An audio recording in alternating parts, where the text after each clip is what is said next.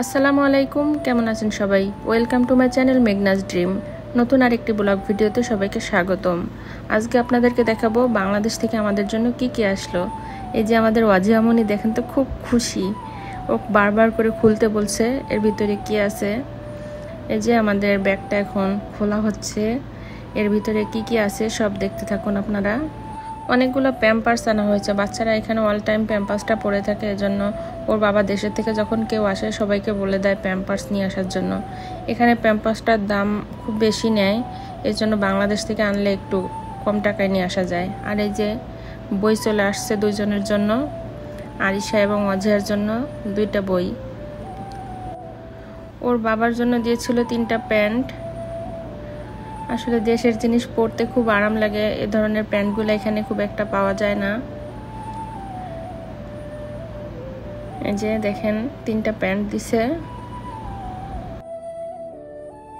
সাথে করে আমি আরো একটা জিনিস দিতে বলছিলাম, সেটা হলো যে লুসনি। এটা কিন্তু এখানে পাওয়া যায় না, কাপড় দিয়ে ধরতে হয় আর কি, এজন্য আমি বলছিলাম এটা দিতে।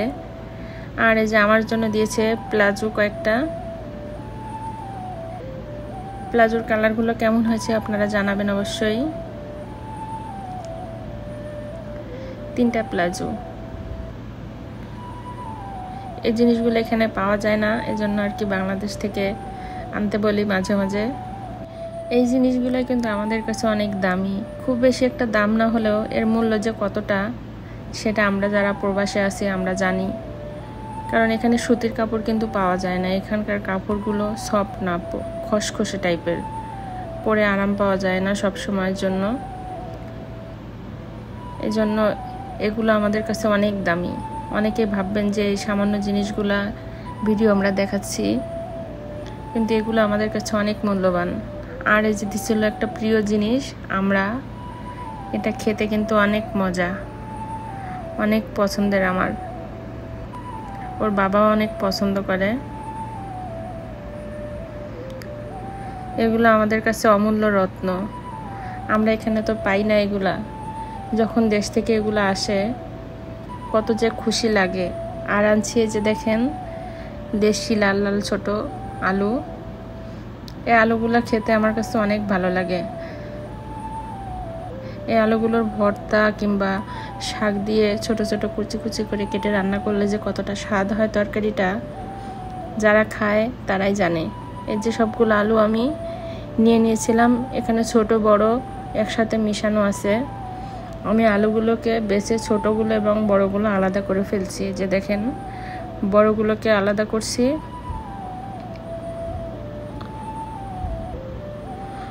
আবার ছোটগুলোকেও আলাদা করে রাখছি, তাহলে যখন যেটা দরকার হবে খুব তাড়াতাড়ি এখান থেকে নেওয়া যাবে, বেছে নিতে হবে না তখন আর। আর এদিকে দেখেন আমার আরিশামণি বই পেয়ে কিন্তু খুব খুশি, পড়াশোনায় লেগে গেছে একেবারে, সে পড়াশোনায় ব্যস্ত।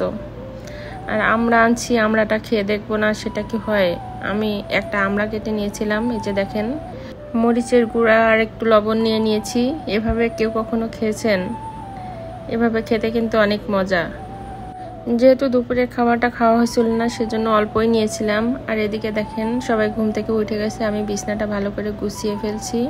বিছনা গুছিয়ে চলে গেলাম রান্নাঘরে, যেহেতু আজকে রান্না করা নাই, রান্না করেই দুপুরে খেতে হবে। এজন্য মাইশা যেহেতু ডিম পোস্ট পছন্দ করে ওর জন্য ডিম পোস্ট করলাম, আর আমাদের জন্য এই যে পেঁয়াজ মরিচ দিয়ে ডিমটা ভেজে নিলাম। আর সাথে নিয়েছি এই যে কিছু ডাল সিদ্ধ, ডালটাকে আমি ভর্তা করে নিব। আর আছে এই যে ভাত, আমাদের জন্য ডিমটা আমি ভেজে নিলাম। হালকা পাতলা নাস্তা। ঘুম থেকে উঠতে যেহেতু লেট হয়, দুপুর হয়ে যায়, সকালের নাস্তার মতোই আমাদের দুপুরের নাস্তাটা করা হয়। এই যে ডালটাকে আমি ভর্তা করে নিয়েছি। এরকম হালকা পাতলা নাস্তা খেতে কার কার ভালো লাগে অবশ্যই জানাবেন। আর সাথে দিয়ে দিলাম একটা সুন্দর সৌদি আরবের দৃশ্য, সবাই দেখতে থাকুন ভিডিওটি। যদি ভালো লাগে অবশ্যই আমার চ্যানেলটা সাবস্ক্রাইব করে যাবেন, আর সাথে থাকা বেল আইকনটা অন করে রাখবেন, তাহলে আমি ভিডিও পোস্ট করার সাথে সাথে আপনারা নোটিফিকেশনটা পেয়ে যাবেন। মনটা আসলে ভালো নেই, তারপরেও ভিডিওটা পোস্ট করতে হয়, ভিডিও ছাড়তে হয়, কি করার। বাংলাদেশের যে অবস্থা, ছোট ছোট বাচ্চাগুলো যেভাবে মারা গেছে, যারা এখনো অসুস্থ অবস্থায় হসপিটালে দিন কাটাচ্ছে, তাদের অবস্থাগুলো মনে করলে খুব খারাপ লাগে। কি একটা বাজে অবস্থা। আল্লাহ তাদেরকে সুস্থ দান করুক, তারা সুস্থ হয়ে আবার এই পৃথিবীর বুকে ফিরে আসুক, এটাই কামনা আমাদের সকলের। ছোট ছোট বাচ্চাগুলো যেভাবে যে অবস্থায় আছে, সত্যি তাদের কষ্টটা দেখার মতো না। খুব মর্মান্তিক একটা অবস্থা। ওই দৃশ্যগুলো দেখলে আসলে কিছু বলার ভাষা থাকে না, বাকরুদ্ধ হয়ে যাই। খুব মর্মান্তিক একটা অবস্থা দেশের।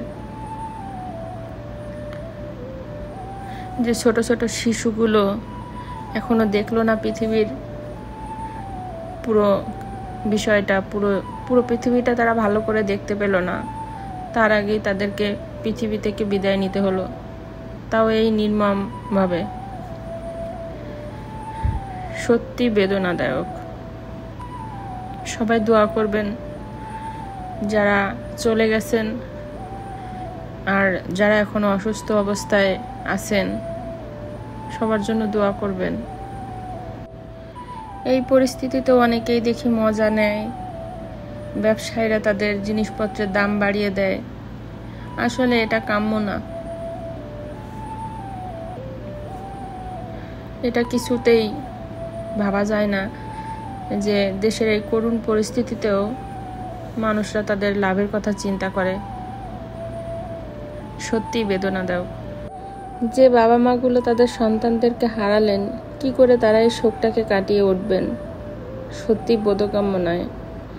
এক একটা শিশু এক একটা ফুলের মতো, কি নিষ্পাপ তাদের চেহারা।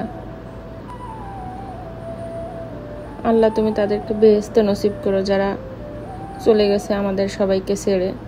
সবাইকে তুমি বেহেশত দান করো।